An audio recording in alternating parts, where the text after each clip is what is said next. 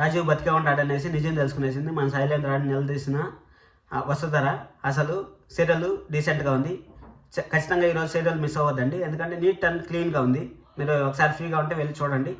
Hi అందరికీ నమస్కారం, నా పేరు కిరణ్. ఇప్పుడు మనం మాట్లాడుకుంటున్నాం గుప్పుడంత మనసు సీరియల్ రివ్యూ. ఈరోజు ఎపిసోడ్లో చాలా డీసెంట్గా ఉంది, కానీ నెక్స్ట్ వీక్కి ఏం జరగాలి, నెక్స్ట్ ఫర్దర్గా ఏం జరగాలి అనేసి ఈరోజు చాలా హింట్స్ వచ్చాయి. సీరియల్ ఎవరు మిస్ అవ్వద్దండి. రేపు మీరు చూడాలనుకుంటే ఈరోజే మన రివ్యూని చూడండి, అలాగే సీరియల్ను చూడండి.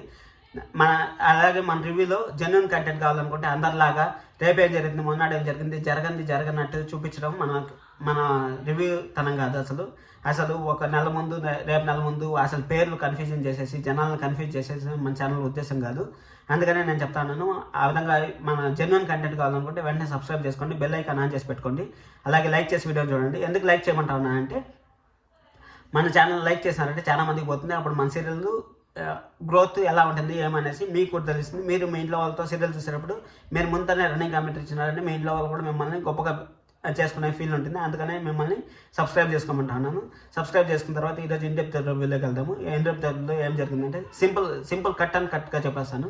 ఈరోజు మన మహేంద్ర గారు నిన్న శైలేంద్రకు దొరికిపోయారు కదా, అదే వసుంధరతో డిస్కషన్ చేస్తాను. నేను హెల్మెట్ పెట్టుకోమైనా కానీ దొరికిపోయినాను అనేసి మన వసుంధర ఈరోజు బాగా టాలెంట్ ఉపయోగించి మనం అందరూ ఫాలో చేస్తూ ఉంటారు మామయ్య అనేసి అనుకుందికి మన రాజీవ్ అక్కడే డోర్ దగ్గర నుంచి వింటూ ఉంటాడు, నువ్వు సూపర్ మాడతావు, నువ్వు అందుకోసమే నువ్వు నచ్చుతావు అనేసి మాట్లాడుతూ ఉంటే సరే అనేసి అది అయిపోయిన తర్వాత అక్కడికి క్లియర్ అండ్ కట్గా ఒక 2 నిమిషాలు 3 నిమిషాలు సీరియల్ని మనం సింపుల్గా మాట్లాడుకుందాము. ఎందుకంటే నేను ల్యాగ్ చేయడం నాకు ఇష్టం లేదు, అందరిలాగా 10 నిమిషాలు 15 నిమిషాలు చెప్పును సింపుల్గా చెప్పేస్తాను. అందుకోసమనే మన ఛానల్ సబ్స్క్రైబ్ చేసుకోండి, లైక్ చేయండి, మీ ఫ్రెండ్స్ అండ్ ఫ్యామిలీ మెంబర్కు షేర్ చేయండి.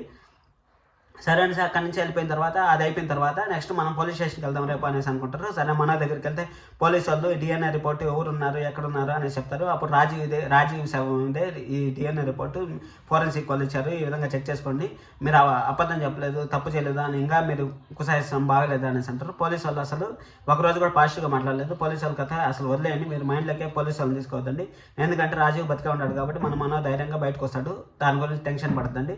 సరే అనేసి వాళ్ళ అమ్మ ఈ విధంగా నేను చూడలేకపోతున్నాను, వాళ్ళ కళ్ళలో భయం కనపడతాను, వాళ్ళ అమ్మ వాళ్ళతో మాట్లాడకుండా మనతో మాట్లాడకుండా వసుధరకి చెప్తుంది. వసుధర ఏం చెప్తుందంటే మీ నాన్న మన మహేంద్ర గారే అనుకో, నువ్వు మన మహేంద్ర గారు మీ నాన్న ఇప్పటి వరకు మీ నాన్న అనుకో అనేసి అంటుంది. కానీ మహేంద్ర గారే వాళ్ళ నాన్న అనేసి నిజంగా వసుధరకు ఆల్రెడీ తెలుసు, కానీ మాట్లాడలేకపోతుంది. దాని గురించి చెప్తాను.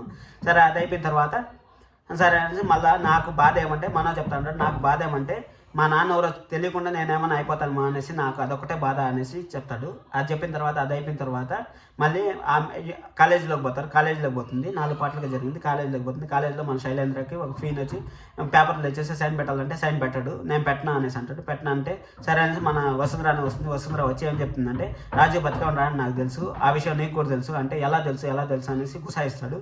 గుసాయిచ్చినా కానీ మన వసుంధర నాకు తెలుసు, ఎక్కడున్నాడు తెలుసు, అన్ని ఏమేం చేస్తాను తెలుసు అనేసి మన వసుంధర తెలియకపోయినా కానీ తెలిసినట్టు బాగా యాక్ట్ చేసింది. సూపర్గా మన శైలేంద్ర దగ్గర నుంచి రప్పించాలనుకుంటుంది.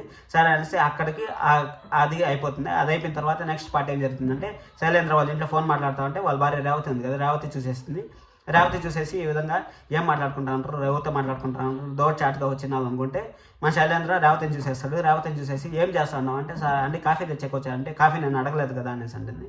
ఈ కాఫీ కథ నిన్న కాఫీ కథ జరిగింది, ఈరోజు కాఫీ కథ జరిగింది, కాఫీలో ఏదో ఒకటి జరుగుతుంది, అందుకోసం అనేసి జాగ్రత్తగా ఉండాలి రేవతి గారు, మీకు ఇప్పుడే చెప్తాను. ఎందుకంటే శైలేంద్ర చాలా అసలు పకడ్బందీగా చేస్తాడు అనేసి రాజుకి ఫోన్ చేసి మనం దొరికిపోతాము, ఈ విధంగా నువ్వు బతికే ఉండవని వాళ్ళకి తెలిసిపోయింది, వాళ్ళకి ఇంత వచ్చేసింది, నువ్వేదో ఒకటి చేసి మనల్ని నువ్వు బయట రావద్దు, నువ్వు అజ్ఞాతంలో ఉండు అని చెప్పేసి రాజీవ్కి వార్నింగ్ ఇస్తాను మన శైలేంద్ర.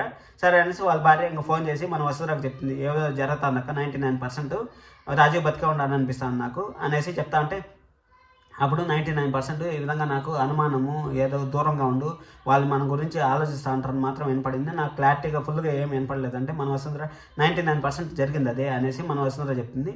ఇంకా ఫర్దర్గా ఇంకా రాజీవ్ బతికే ఉన్నాడనే సో క్లారిటీ వచ్చేసింది. కాబట్టి నెక్స్ట్ రేపు ఏం జరుగుతుందంటే ఇంకా ఫర్దర్గా ఇంకా రాజీవ్ని బయటికి తీసుకురావాలి, అజ్ఞాతం నుంచి బయటికి తీసుకొచ్చి పోలీసుల ముందు ప్రొసీడ్ చేసి మన ఆటోమేటిక్గా బయటకు వచ్చేస్తాడు. మన కథ అయిపోతా అంటే మన ఋషి కథ బయటకు వస్తుంది. ఋషిని ఎక్కడ ఉండాలి ఏమనేసి ఋషి కథ ఎతకడం మొదలు పెడతారు. ఇలాంటి జెన్యూన్ రివ్యూలు మన ఛానల్లో చూడాలనుకుంటే వెంటనే సబ్స్క్రైబ్ చేసుకోండి, లైక్ చేసి వీడియోని చూడండి. Thank you so much. అందరిలాగా మనం డూప్లికేట్ రివ్యూలు ఇవి చెప్పదలుచుకోలేదు. జెన్యూన్గా సీరియల్లో ఏం జరిగిందో అదే చెప్తా ఉంటాను. అందుకనే నన్ను ఛానల్ని ఇంతలా సపోర్ట్ చేస్తున్న ఇంత జాబ్ చూసారంటే మీకు నా రివ్యూ నచ్చింది అనుకుంటున్నాను. Thank you. Signing off. Please subscribe.